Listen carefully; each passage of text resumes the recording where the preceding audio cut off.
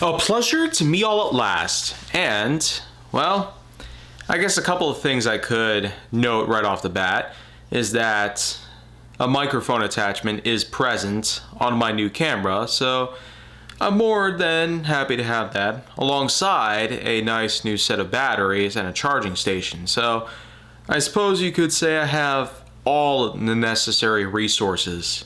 The tripod is still around. The same one I've had since the last camera, which unfortunately has been sold for scrap after it got destroyed.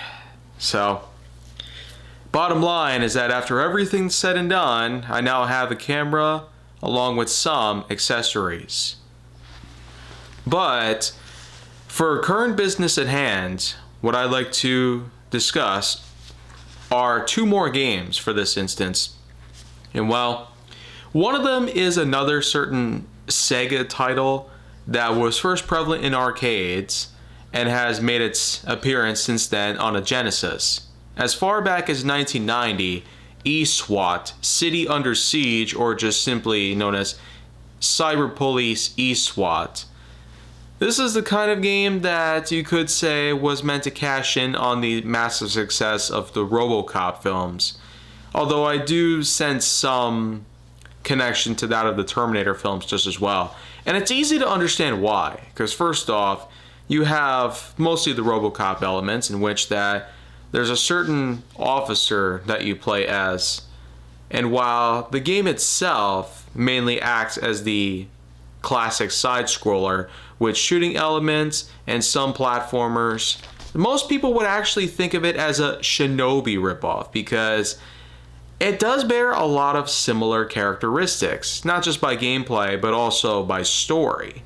You see, with the first mission alone, we're meant to tackle onto some goons as well as take down an enemy helicopter. And with many other missions that carry on, not just when we're in our normal officer self, but also as a unique set of armor.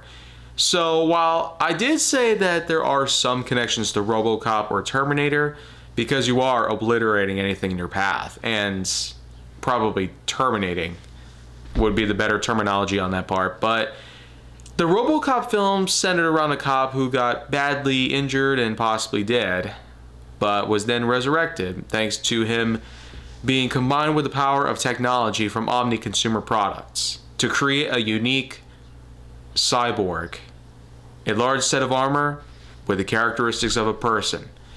And in this instance, though, we do have a large set of armor, but that usually happens later on in the game.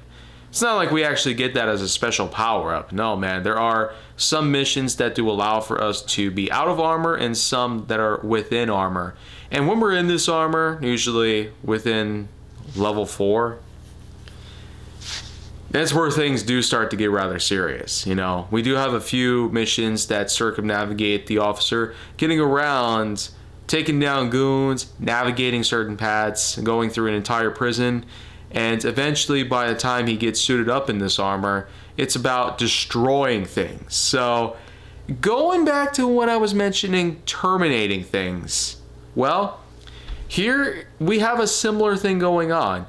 And while destroy and terminate are more or less synonymous with each other, I would probably understand that some people might not want to have as much specification to the Terminator franchise. But really, while some people would think of this more like a Shinobi ripoff, I, for one, am more interested in the idea of this centering around the success of Terminator and RoboCop. Just think, both films got a sequel in 1990 and then in 1991, which was actually later after ESWAT, but still, there was Terminator before then.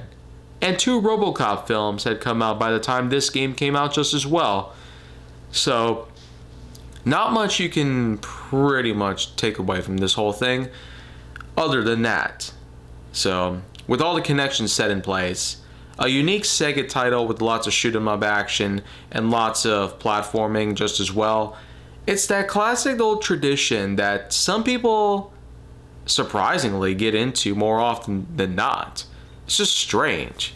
How exactly are there millions of games out there that utilize the old side-scrolling platforming stuff, shoot 'em up action, arcade elements and all that, and yet some people just never get bored of it? I don't quite get it. What's holding us back from all these amazing titles that we got here in 2025? Like Assassin's Creed Shadows, or Monster Hunter Wilds, or Roadcraft, or Doom: The Dark Ages? I mean, we got some incredible titles out there. In 2025, I could tell you, for one thing, it's probably going to be one of the best years for gaming. And I figured that with 2022 and 2023 and 2020, those years were probably the best like ever in terms of gaming. You just could not go wrong with hundreds of titles that just came around, and they sure did not disappoint. And when getting into some of the more exclusive sides of the PS5 catalog, I found dozens of contenders that came out in just the last few years. So at the end of the day, what exactly would I have to say about ESWAT that's any better than what it is? Well, I mean, you're shooting things up. That's what some people find satisfying, in the same way as some people might find beat 'em up satisfying. It gives off a bit of a monotonous feel to it.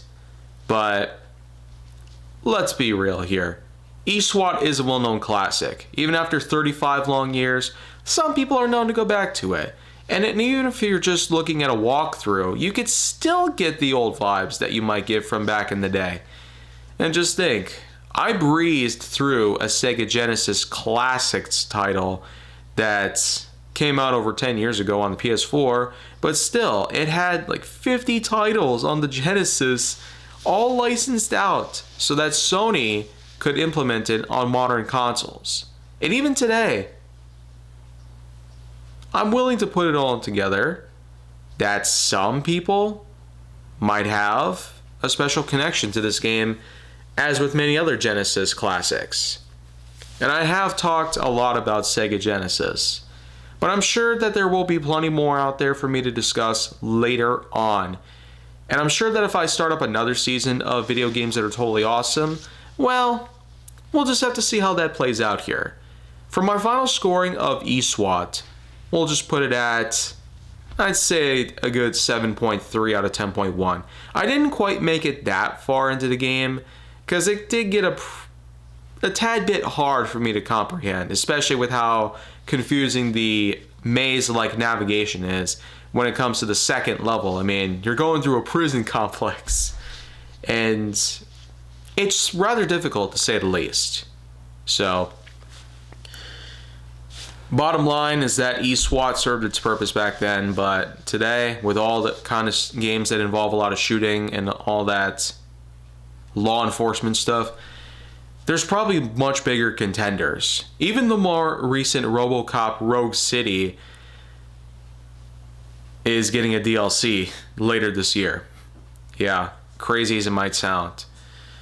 But since I had talked a lot about that game already, I guess not much more should be mentioned other than the fact that it's getting a DLC.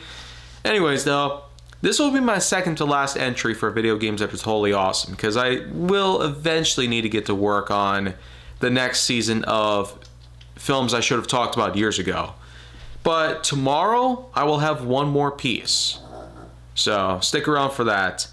And if you want to see more go down on my channel, make sure to like, subscribe, comment, follow me wherever you can find me, and stay on the Hollywood side.